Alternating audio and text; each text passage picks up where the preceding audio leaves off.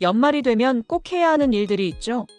그 중에 하나는 너무 늦으면 큰일 날 수 있는, 그리고 미리 챙겨야지 머리 아플 일이 없는 일이 있어요. 지금 이 순간에도 사람들이 줄을 서고 있는 바로 그 일. 과태료 피하려고 한 달 넘게 기다려야 하는 상황도 있다는데, 이러다 면허가 취소되어 면허증 없어지는 건 아닐지 걱정하는 분들까지 생겼습니다. 도대체 무슨 일이 있는 건지 바로 알아보겠습니다. 시청하시기 전 구독, 좋아요, 알림 설정 부탁드립니다. 안녕하세요. 돈 버는 복지TV입니다. 여러분도 한 번쯤은 겪어보셨을 겁니다. 면허 시험장이 북새통을 이루는 상황 말이죠.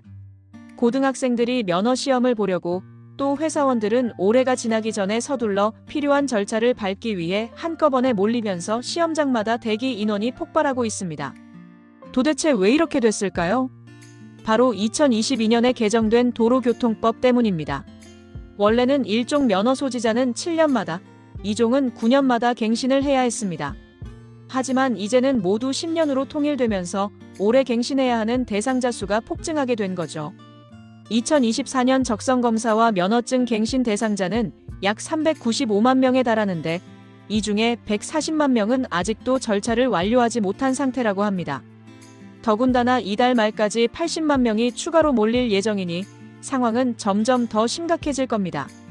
수도권에 있는 일부 면허 시험장은 하루에 200명 이상 대기 인원이 발생하고, 대기 시간은 기본으로 몇 시간이 걸립니다.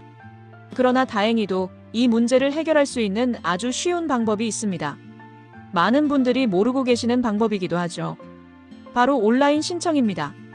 도로교통공단의 안전운전 통합 민원 사이트를 통해서 간단하게 집에서 면허증을 갱신할 수 있습니다.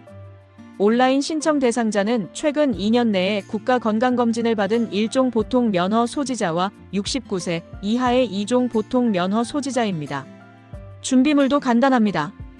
6개월 이내에 찍은 증명사진이나 규격에 맞는 사진 한 장이면 끝입니다.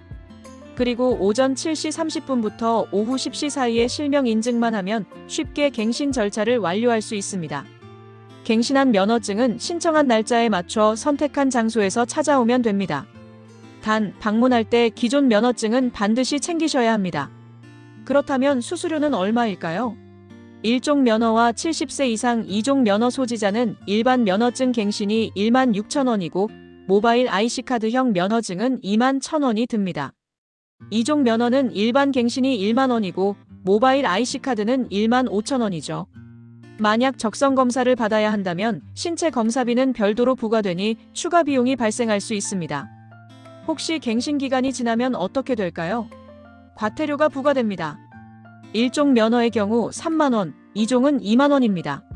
만약 70세 이상이라면 2종 면허일지라도 과태료 3만원이 부과됩니다. 특히 1종 면허 소지자는 적성검사 만료일이 지난 후 1년이 넘으면 면허가 취소될 수도 있습니다.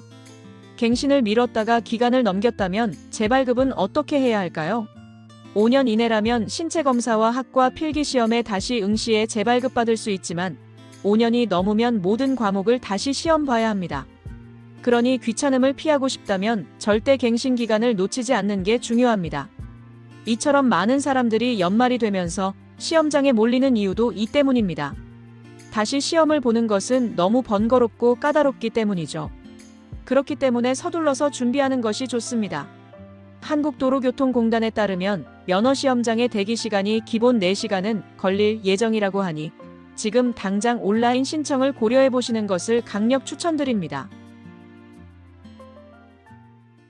올해가 지나기 전에 미리미리 처리하면 시간도 아끼고 불필요한 과태료 걱정도 사라질 겁니다. 특히 온라인 신청 가능한 분들은 서둘러서 신청하시고 남은 연말은 좀 더 여유 있게 보내시길 바랍니다. 오늘의 이 영상도 여러분께 꼭 도움이 되었으면 좋겠습니다. 가족이나 주변 분께도 공유해주세요.